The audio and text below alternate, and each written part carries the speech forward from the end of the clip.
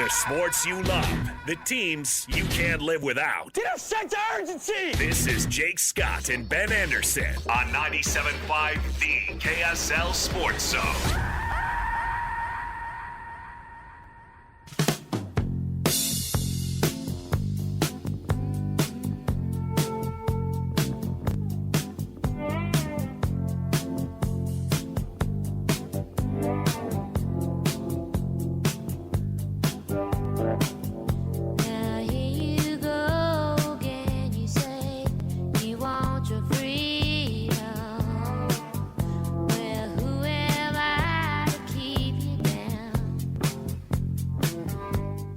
Jake and Ben, 97.5, the KSL Sports Zone. Very busy Monday, including for our next guest, who we're going to ask him about the weekend, but he's got his plate full with a busy Monday morning. For the Bolts, you can find him on Twitter, at Eddie in the Yard, A+ Twitter handle. Mm-hmm. It's Eduardo Encina covering the Tampa Bay Lightning. What's going on, Eduardo? Hey, guys. Thanks for having me. Appreciate it. We want to bring you on, obviously, to talk about the big trade that the Utah Hockey Club made during the draft, acquiring Mikhail Sergachev. Can you give us a breakdown on his background and why you think this trade transpired? Yeah, so, it was actually a pretty big surprise for, I think, most of us here in Tampa because Mikhail Sergachev was really seen as one of those guys who they really saw a big part of their future beyond some of the free agents that were coming up, and Steven Stamkos and Victor Hedman. One thing that Julian Breezeball has tried to do here is kind of avoid a rebuild. So when he signed Sergachev to a huge deal, I think two off seasons ago, we really thought that he was going to be the next guy who would really kind of establish himself in Tampa for the long haul. But Sergachev he's a no question a number one left side defenseman. He's a guy that, any team can really build around on their blue line. He's offensive minded. He can run a power play. And the thing that stands out about Sergey beyond, maybe some of the on ice attributes is just the kind of kid he is. And I say kid because he's always kind of seemed like a kid because he's always been one of the younger guys here. He's 26 now, but he is just a guy who is relentless in his work ethic and is never satisfied with just never satisfied and is always kind of determined to be the best. And I think he kind of gets that from some of his best friends on the team, Nikita Kucherov and Andrei Vasilevsky, who are the same way. He's learned under another one of the top defensemen in the league for several years, Victor Hedman and Ryan McDonough before that. So he's really a guy who's really been a sponge and taken it all in. And because he's only 26 but has so much experience in big moments, in Stanley Cups. There's not too many guys who've won 2 Stanley Cups at the age of 23, but Mikhail Sergachev has done that. So I think when you look at all of that, the Utah Hockey Club is getting a great guy that they can, on and off the ice, that they can really build around. I think that, his time is really one of the consummate leaders in Tampa. He was going to have to wait for that.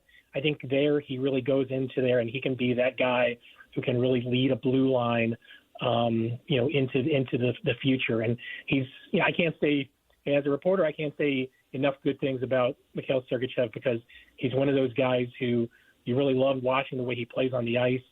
And he's just, one of the best guys in the room, to really, to work with, as a member of the media and to cover on a daily basis. Now, Eduardo, that deal you mentioned, he's in the second year of an 8-year deal, and now with Steven Stamkos officially headed to Nashville, do you think maybe Tampa was getting ahead of it and saying, we maybe have to rebuild this, let's get him on his way and get some pieces back? Yeah, for sure. I don't think they wanted to move Sergachev. I think that they looked at, what they had in, on their blue line. They saw kind of a surplus there, and obviously Sergachev had the biggest contract. If they were going to be able to move him, like you said, there's 7 years remaining on that deal. That was something that they'd have to consider, and the way Julian Breezeball, the GM, described it is they saw a surplus on the blue line and wanted to really get better with their forward group. And I think a big part of that was kind of adding some guys who maybe had a little bit better two-way game. He's always pointed to the fact that the Lightning were 22nd in the league in goals allowed last year. They had one of the best power play units. They had one of the best penalty kill units. But in 5-on-5, they probably needed to get better in the 200-foot game. So they were looking for forwards that that could help that. And I think that's what led him to Jake Gensel, who is a very strong two-way player, 200-foot player, and really has made his living scoring goals in 5-on-5. And so I think that's really what made him attractive. And they obviously cleared that cap space certainly with guys like him in mind, and were able to get stuff like that done, especially with Gensel yesterday and today leading into free agency. So as I've read about Sergachev, this is kind of the feeling I've gotten. Correct me if I'm wrong. He's as you mentioned, he's kind of a young player who's now entering his prime. There was an expectation that he was going to take this leap to true stardom, and hasn't made that leap, but has been derailed by some injuries along the way, and there's still kind of some hope he could get there. Yeah, for sure. I don't think there's anyone who thought that last year was certainly a disappointing year for Sergachev in a lot of ways. I think he struggled a little bit with the new defensive system that the Lightning implemented early on, but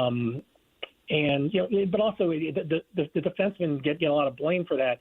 But the forwards didn't help him out really a lot with that adjustment to the defensive system, and then he got hurt. He missed a few games, before probably about a month going into the All-Star break, and then came back and got re-injured in his first game back, broke his leg in two different places. So a horrifying injury. I haven't seen, they had to take him out on a stretcher in Madison Square Garden. But he worked his way back and came back probably 2 months later. And for an injury that usually takes, a good 6 to 8 weeks for most players, 8 to 12 weeks for most players, he came back within 2 months. So to come back when they really needed him in the playoffs. So, but I don't think anyone would tell you that they thought that because of last year that they didn't really believe that Mikhail Sergachev would become the player that they still think he's going to become here in Tampa Bay. So again, I don't think they wanted to move him. I think that when you really, I think one of the things is you look at his contract, and if you can move that contract and put yourself in a position where all of a sudden you get a ton of cap space in a situation where not a lot of teams are able to acquire that kind of thing with making a couple of moves. They kind of were able to do that. So, but yeah, I think that's a fair, assessment of his game. Now, looking ahead, and I know you're across the country, but have Bolts fans, have they been intrigued by Utah joining the league? What's kind of been the coverage out that way of NHL team moving to Salt Lake City, Utah? Yeah, I think that for sure. I think the Bolts Nation travels well all the time. So I think looking at being able to go to another city and see that part of the country, I think they're very intrigued by that. I think it's always cool to see what a new franchise, a relocated franchise can kind of do. Obviously they won't see them very often, but I think and obviously everything here is so East Coast centric, and this year they've really been so consumed with the Stamkos stuff and trying to get an extension for Victor Hedman. But yeah, I think that you look at what Utah has done, you look at that ownership group, and you look at the kind of splash that Doug Armstrong made when over the course of the past few days, and you look at that and you got to be excited to see what that team can really do in the next few years. So I think any time you see a team kind of do the stuff that they've done in a short amount of time, it's pretty exciting to see. Now, there's a healthy rivalry between Tampa and obviously with the Florida Panthers. And not too long ago, Tampa was back-to-back champs, winning the Cup twice in a row.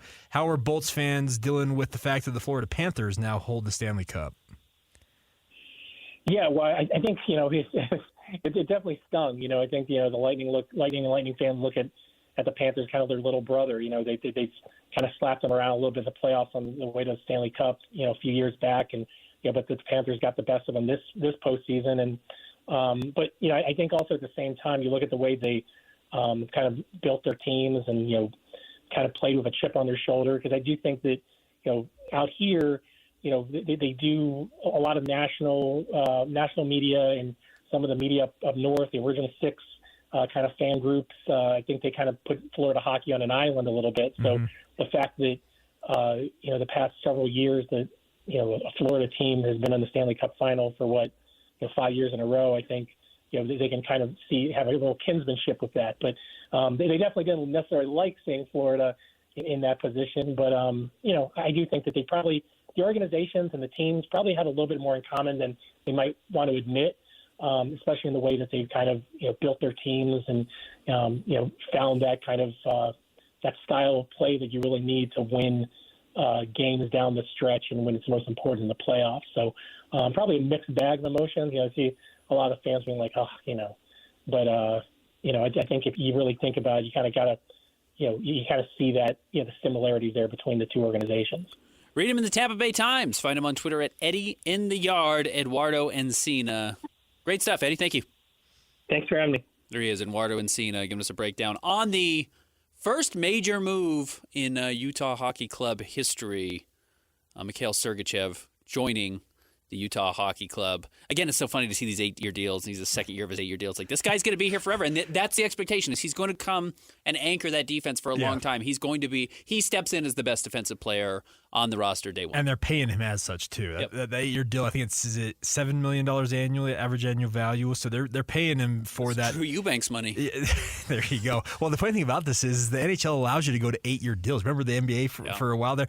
The Jazz signed that famous 7-year max contract extension with Andrei Kirilenko and would have hoped to have been able to get off that, like 4 or 5 years in. But it looks like this is, a franchise cornerstone that they've been looking for. If you read the statistics and look at them, this was a club that was in the bottom third in terms of goals allowed last year in the NHL. So you needed to do something, and getting a guy of this caliber, even him coming off of that, broken fib, that's no bueno for an injury. But the expectation is he'll be back to full health, and he will be a big part of whatever success the Utah Hockey Club has. In fact, he returned for the Stanley Cup playoffs. He did. He came back for the 2 games against the Florida Panthers. My understanding of him, if you want me to, and I'm not going to do this forever, I promise I'm going to try not to, but if I were to make a NBA comp for who he is, I think he's Mikhail Bridges. And I'm not just saying that because they have the same first name or similar first names. I think that's who he is. He's a borderline all-star, really good defensive player, does a little bit of everything. I know defense does not particularly translate to hockey. Defensive end of the court, though. To the NBA. But he's one of those players, borderline top 50 player, can really anchor a team, probably isn't the number one star on a roster, but is a very, very good complementary piece who's going to be a long-term face of this franchise alongside Clayton Keller and Logan Cooley and hopefully now Tej Ginla. We're going to talk more about that. By the way, we have another signing for Utah Hockey Club. Let me pull this up here. It's Ian Cole signing a 1-year contract as a defenseman for the Utah Hockey Club. I literally just saw this. He's 35 years old, so he's towards the end of his career. He played for the Vancouver Canucks this past season, but he's won 2 Stanley Cups in his career. Played with the Lightning as well. Very cool. They are, what they're looking at doing now, Bill Armstrong? Adding playoff experience. Yeah. This is a young, talented roster with the Utah Hockey Club, and we're going to talk to Jay Stevens about this coming up in about 10 minutes, getting a further breakdown on what he sees Utah hockey doing over the weekend and what they've done and what he thinks it means. But Sergachev has 2 Stanley Cups. You go out and you had Ian Cole, John Marino, who's played for a long time as a veteran, Ian Cole, who's won a title. He won both of his with the Pittsburgh Penguins. They signed the Swede earlier today from the Florida Panthers, who's just coming off a title as well. They are adding playoff. Kevin Stenlund. They are adding playoff, Stanley Cup playoff, and really Stanley Cup final experience to this roster around a young, talented offensive group and shoring up that blue line on the defensive end. Cole's got 129 NHL playoff games under his belt. Yeah, it's crazy. That's a lot of playoff experience. So it's Al Horford. So you're building that out. Yeah. You're going to make life easier, ideally, for some of these young players on the offensive end, and making a push for the playoffs. It's exciting. Because I'm not sure the Jazz are. So we might have a playoff team at the Delta Center, and it might be the hockey club. It might be. And, hey, man, there's going to be a lot of support for the team. I'm excited. I was fully bought into the draft. I was watching it. I was following it. I thought Friday night was very cool. I went down, actually, to the Delta Center. I took my kids down there, and I thought that was really enjoyable. By the way, what'd you think of the Sphere? I thought that was pretty cool to have it. Unreal, and it's probably the last time we ever see a draft not at the Sphere. It seems that way, yeah. The NBA's got to go. The NHL's got to go. NHL's there. They're kicking themselves that they didn't get a chance to do it when they had the draft there last year. No, you got to do it. And here's the thing: they're going to have UFC 306, if I recall correctly, is going to be in the Sphere. And I don't know if you saw what Dana White said. What the NHL did looks like kids playing with crayons compared to what we're going to do with it. It looked awesome. Okay. It just looked really cool. And the only thing is we're going to see spheres pop up everywhere now. you're just going to have it. It's going to have to be what it's setting a new standard for what. And you need to have the emoji on the outside when it's sleeping at night that it's got the eyes closed. I haven't seen it. We're going down to Big 12 Media Day next week. I'm excited to see it. I've seen it once. It's pretty cool. It's big. And everything that they showed about it seems just iconic. Yep. I knew a couple people who were at the draft, and they said it lived up to the expectations. So, yeah, it's where every draft is going to have to take place going forward. Okay. It's just too cool until Atlanta builds a sphere and Dallas builds a sphere. New York, Jerry's going to have one. Oh, yeah. Yeah, there'll be one in California. The Star's going to have its own sphere down there in Frisco. In fact, let's go back to the drawing board with the Delta Center and see if we can the Delta Sphere. Hey, Salt Lake City Council, we got a new idea we need to talk to you about. $80 billion more. It's a totally different conversation. You know that whole tunnel we want to do? We got to extend it by a couple more blocks, okay? Hey, speaking of $80 billion, probably not quite that much, but how about this? In the last segment, we were talking about who owns the Boston Celtics, and we settled on Wick Grossbeck, not the Fenway Group. Yeah. Maybe it will be the Fenway Group, because while we were talking to Eduardo Encina about the Tampa Bay Lightning and the move to the Utah Hockey Club, the Boston Celtics majority owner, Wick Grossbeck, is putting the team up for sale. What an amazing deal. Win a title. This is his second, right? He owned them on their first run, too. I think, he bought them in 2002, so he's got 2 titles under his belt. You get to this point where now you're going to sign. I mean, you're going to have $500 million in contracts just to Jaylen Brown and Jason Tatum. Do you know what he bought this team for? How much? $360 million in 2000. Legitimately, they're going to be, what are we thinking, like $7 billion? What did the Mavs go for?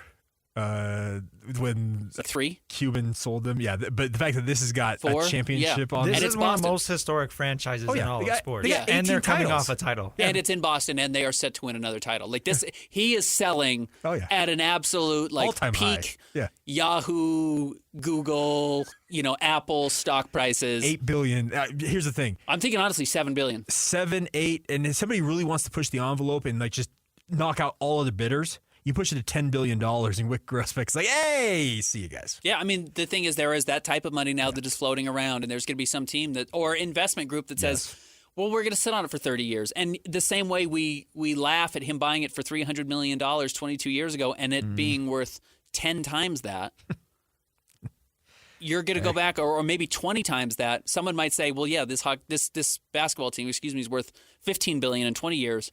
And it's worth the $7 billion or $6 billion now. So, hilarious transition there. Ownership matters, though. That's what's interesting too. You got to get the right group. Now, again, a lot of these people who are buying sports teams aren't doing it with the idea that they're going to be cheap. A lot of these poor owners, and I mean poor owners, I mean bad owners, did it because they could buy a team when they could afford $300 million, and maybe they mortgaged everything they had. He bought this when he was 41 years old. He's 63 now. Some of these guys do buy teams when it's every penny they have, and they don't have the extra money to continue to invest in it, so they kind of have to mind their P's and Q's financially. Sure. Whoever buys the Celtics will not be in that situation. It will be one of these true super mega billionaires that exist on the planet that can play with it, or an investment group. That they're going to get some of their buddies together, they're going to pool some money, and they're going to pay through the nose for it, and Wick Grossbeck is going to be laughing to the bank.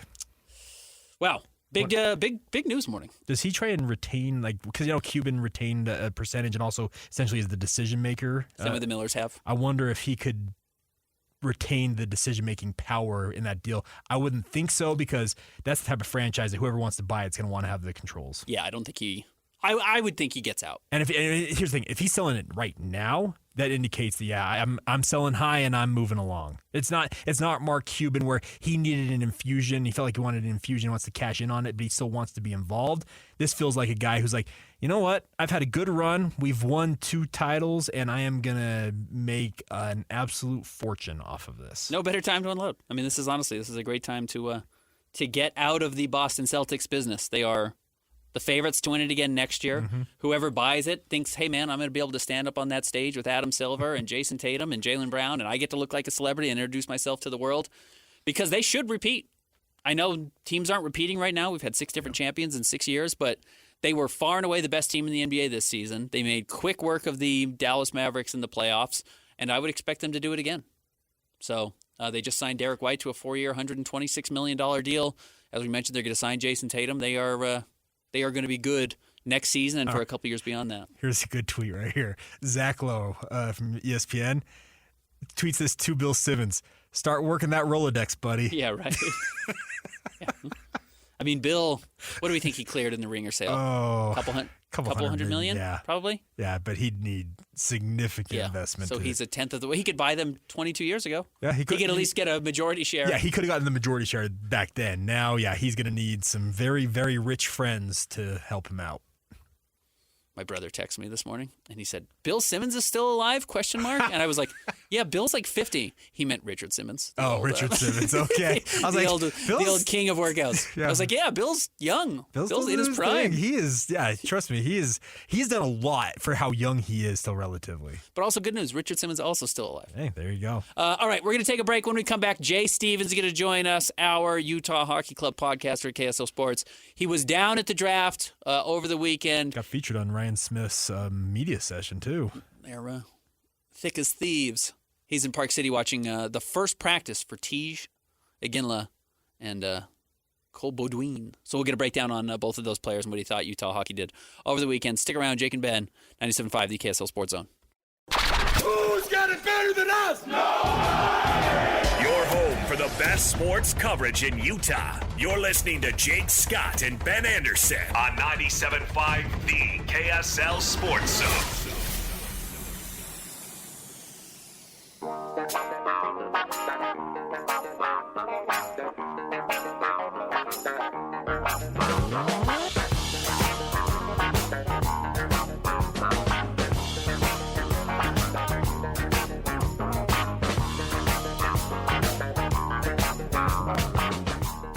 It's unreal. I mean, like I was saying, I don't think it's really sunken in yet, but super exciting. And I guess the last one would have been Matty Beniers to Seattle. So I think it's cool how new organizations are coming into the league, and the league's growing so much. So yeah, I'm super excited. That was Tige Iginla, the number 6 overall pick by the Utah Hockey Club, the first draft pick. 20 years from now, if you want to win sports trivia, just remember Tige Iginla, first pick in Utah Hockey Club history. Easy name to remember. Let's welcome in our next guest. He's actually seen Tige practice as of today. Tige up in Park City with Cole Baudouin and some of the younger players on the Utah Hockey Club. Today, making their debuts ahead of Friday's scrimmage at the Delta Center. You can find him on Twitter at JSUS28. Listen to his hockey podcast, The Puck Report, at KSLSports.com. It's our friend Jay Stevens. What's going on, Jay?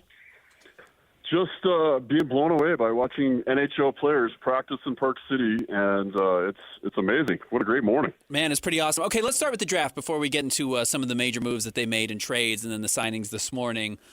Iginla, Baudouin, about a dozen other picks, it felt like. What did you think about their first round and then what Utah Hockey Club did during the actual draft? You know, I was pretty impressed. I got to admit, I was really surprised when they announced Iginla as our first pick, just because we've been talking about we were going to look for big mobile defensemen. That's what we thought they were going to be drafting going into it. But the more you dive into this, Iginla is just an amazing player and such a, obviously he's got the pedigree with his father being a Hall of Famer or a future Hall of Famer, and it just made sense. And then when we traded back up, I was live on the radio with KSL when we traded back up for another first-round pick and picked up Cole Baudouin.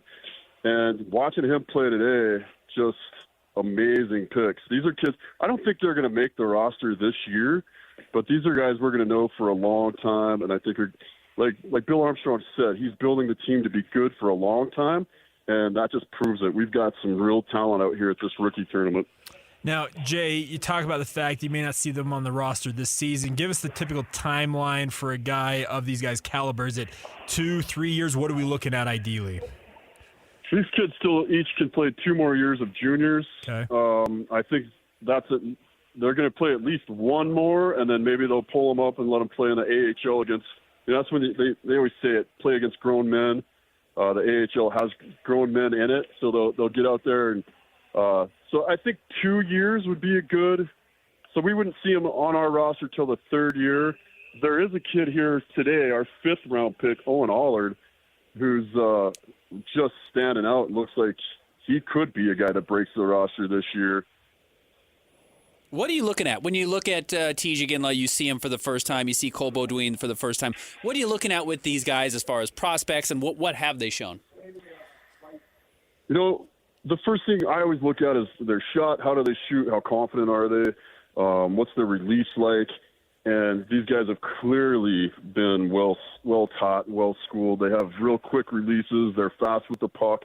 They were working on them today, like throwing pucks in bad spots and making them pick them up and picking pucks off corners and getting shots and getting quick passes off. And these guys are like butter. They're well trained, and you could see maybe some rough spots of their game, but not really. Like, these guys know what they're doing. They just need more size. They just need to be a little thicker to play against grown men. You're talking 17 and 18-year-olds, and they're 6'2", but they're like 185. We'd like to see them about 205. Yeah.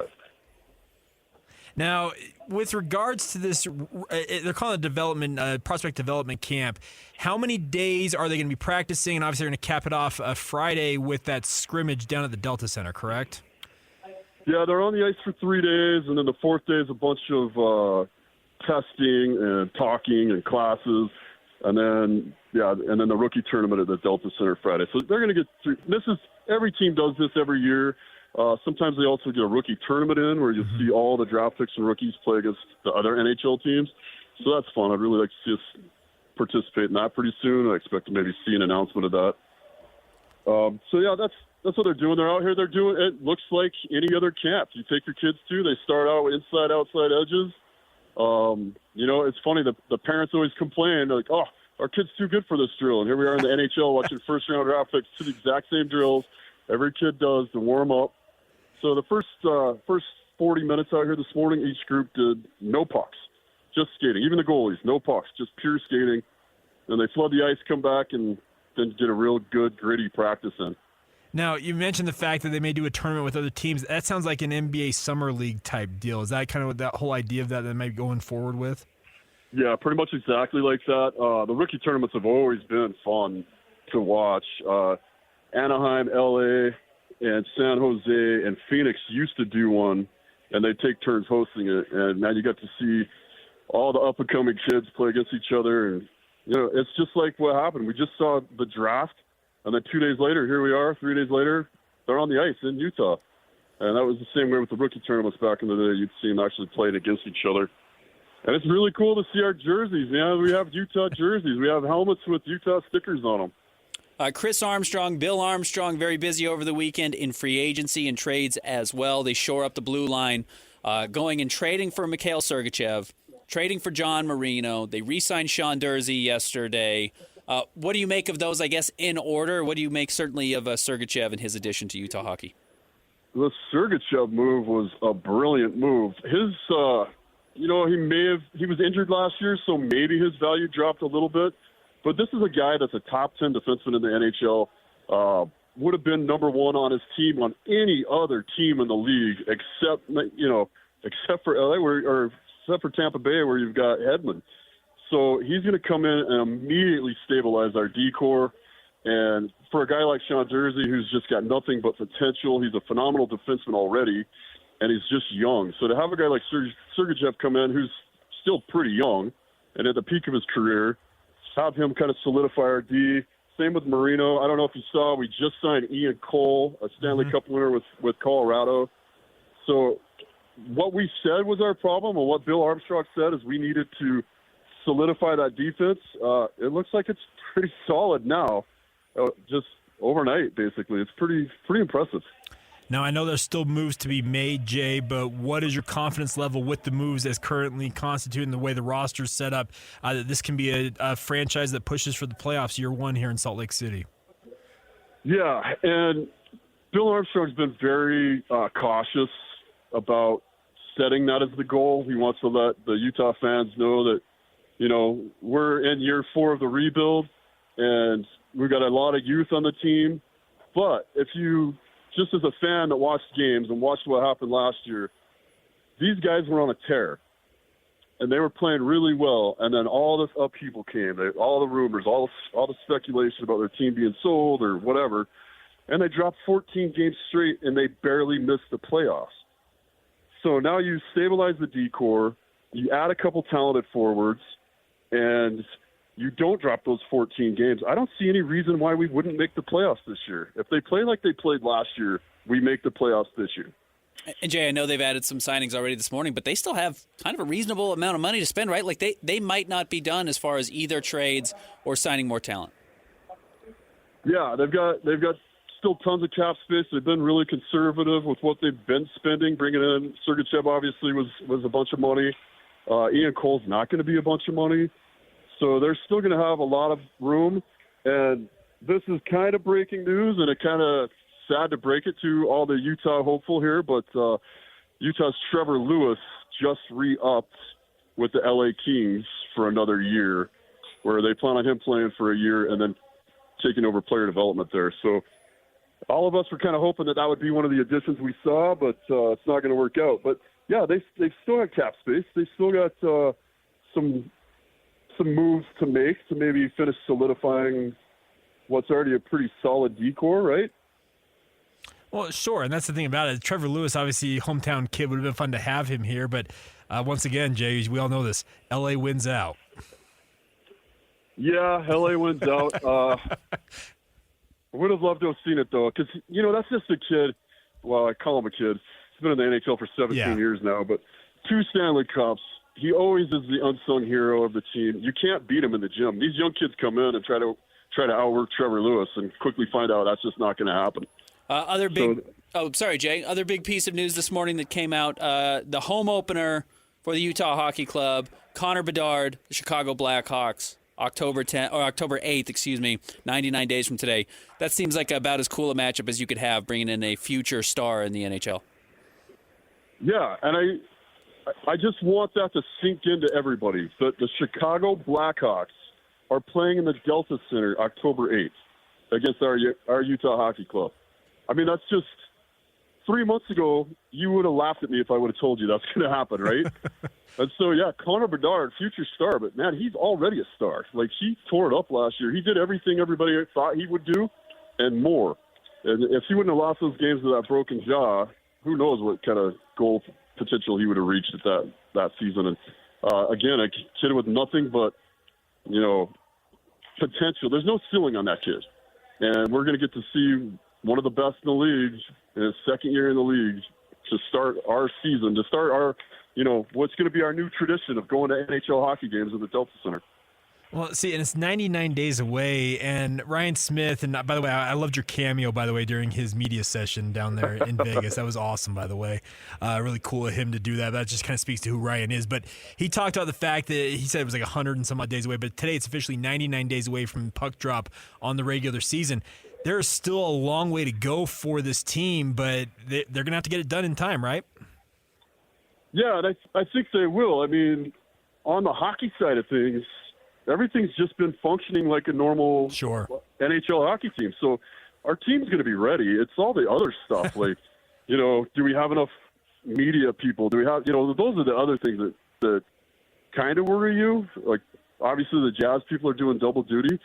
But on the hockey side, I'm here. The player development guys are here. There's 10 coaches on the ice. There's scouts in the stands. This is a normal NHL season for most of these guys. They've been playing. It's I think things are going to be fine. Yeah, maybe we didn't have our jerseys in time. Maybe we don't have a name, but everything else is going to be there. And Utah's going to be in for a treat. Jay, what do you have coming up on the podcast? I got so many things. I'm going to sit down with Ted Ginla in just a few minutes here. I've got Cole after that, Cole Beaudoin, Owen Allard. I'm going to sit down. I'm going to have a talk with Bear, our head coach Bear, and talk to him about, all of his new toys. This is kind of like a kid at Christmas, right? This is his first time to see all the new toys they just drafted and see what they're like on the ice. So we're gonna talk about that. And I got Sean Dursey on today as well, who's like the podcast with him is already a lot of people's favorites. He's just a great guy, great interview. So yeah, all those are happening today. It should be dropping over the next 2 weeks. The thing about this is, Jay, I think a lot of people out there don't understand, and there's been some criticism on social media of the local media not covering this team as heavily as they could have. I'll just reiterate for people. KSL Sports, we have absolutely been killing it. We now have you, obviously, with your dedicated coverage of doing your podcast. Is it 8 years in now you've been doing this thing?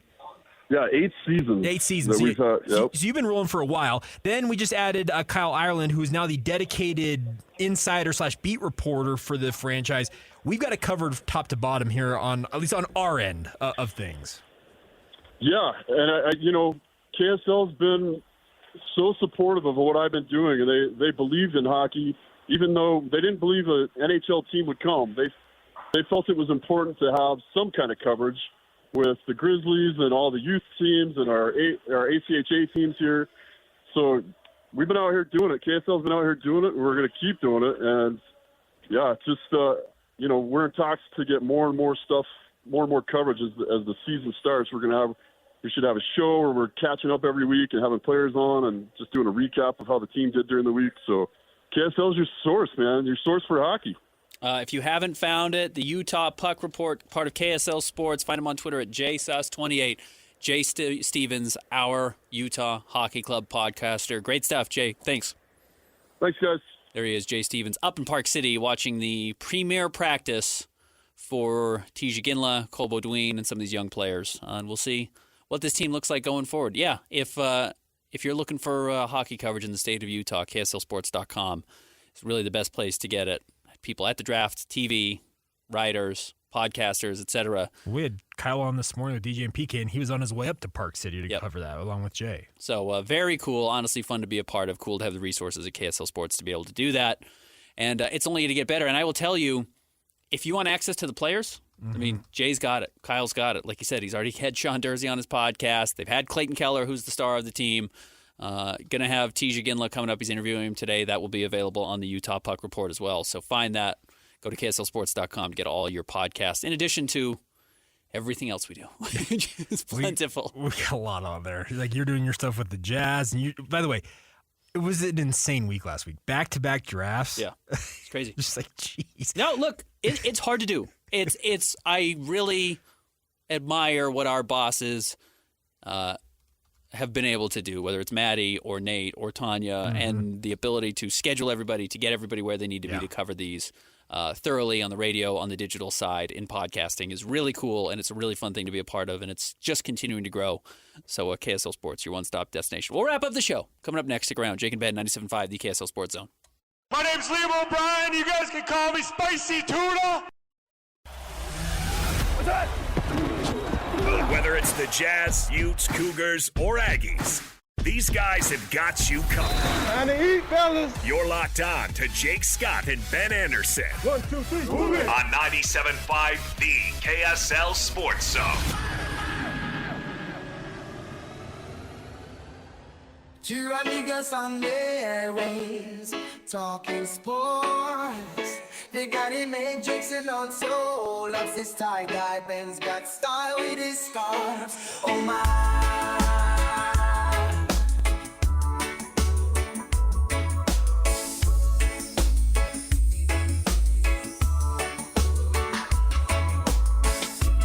Jake and Ben, 97.5, the KSL Sports Zone. Segment brought to you by our friends at Peach Doors and Windows. You can find them online, peachbuildingproducts.com, or go check out their showroom in Salt Lake City. Get your hands on those doors and windows. Check them out. Customize your home. 2940 South, 300 West in Salt Lake. It's Peach Doors and Windows. Putting a wrap on this thing. Kind of slowed down a little bit with NBA free agency news. I'm not sure if everything else is kicked up, though, in the meantime. Yeah, right. Everything else in the world has changed. I'm wondering what the next real major piece is. I mean, LeBron James, we know, is going to re-sign with the Lakers. He's just trying to figure out. That's the news if he does not. Yeah, but he will. Yeah. I guess the next big piece is where Klay Thompson goes, and if the Warriors trade him. And that's the big thing I think they're working out right now with the Warriors. They're trying to negotiate a sign-in trade. Oh, yeah, DeMar DeRozan. Yeah, he could obviously be a piece, but it feels. Rumor is he wants to go to the Clip, or has wanted to go to L.A. To be in it with an L.A. team. Is he an L.A. guy? He went to USC. He went to USC. Okay, he's college days at least. So yeah, that would be interesting if he maybe moves in with the Clippers and takes the Paul George. He would need to take less money. He would, but DeMar's at the point in his career, I think he'd be willing to do that. And he might be the type of guy that actually Kawhi would like.